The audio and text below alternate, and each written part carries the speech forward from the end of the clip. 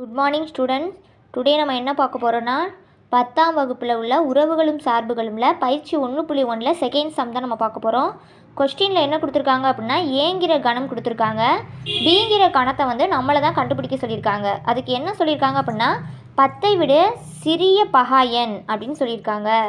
அப்போ 10ஐ விட சிறிய பகா எண் அப்படின்னா பகா எண்ணா ஒன்னாலையும் தன்னாலையும் வகுபடக்கூடிய எண் தான் பகா எண். அப்போ 1லேருந்து 10 வரை நாங்கள் நம்பரை ரைட் பண்ணிக்கோங்க. நம்பர் 1 வந்து எடுத்துக்க மாட்டோம். 2 3 4 வந்து பகு எண், 5 6 பகு எண், 7 வந்து பகா எண், 8 பகு எண், 9 பகு எண், 10 பகு எண். அப்போ இதில் பகா எண் என்னென்ன அப்படின்னு பார்த்தீங்கன்னா நம்பர் 2 ஒன்னாலையும் தன்னாலையும் மட்டும்தான் வகுப்படும்.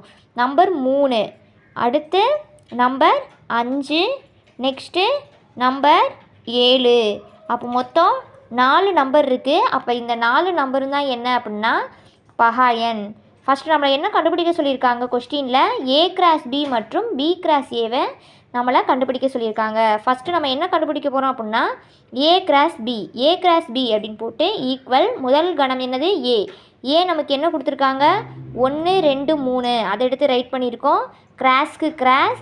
நெக்ஸ்ட்டு வந்து பி 2 3 5 7 அப்படிங்கிற உறுப்புகள் எடுத்து நம்ம எழுதிட்டோம். எப்பவும் போல் கார்ட்டீசியன் பெருக்கல் எப்படி பண்ணணும் அப்படின்னா நம்பர் 1 2 1 3 1 5 1 7 அப்படின்னு நம்ம எடுத்துக்கணும். நெக்ஸ்ட்டு நம்பர் 2 2 2 3 2 5 2 7 அப்படின்னு எடுத்துக்கணும். நெக்ஸ்ட் இன்னும் ஒரே ஒரு உறுப்பு தான் இருக்குது.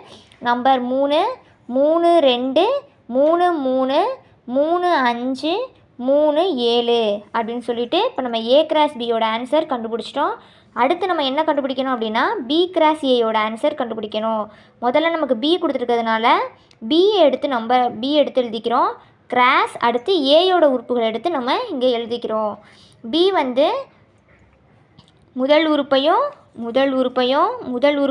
ரெண்டாம் உறுப்பையும் முதல் உறுப்பையும் மூணாம் உறுப்பையும் இப்போ கார்ட்டீசியன் பெருக்கல் எடுத்தாச்சு. இதே போல் ரெண்டாவது உறுப்பையும் முதல் உறுப்பையும் ரெண்டாவது உறுப்பையும் ரெண்டாவது உறுப்பையும் மூணாவது உறுப்பையும் எடுத்து ஜோடி எழுதிடணும். மூணாவது என்ன கொடுத்துருக்காங்க 5 1 5 2 5 3 நம்ம எடுத்துட்டோம். இந்த மீதி பேலன்ஸ் இருக்குது 7 மட்டும்தான். 7 1 7 2 7 3. இப்போ நம்ம என்ன கண்டுபிடிச்சிட்டோம் அப்படின்னா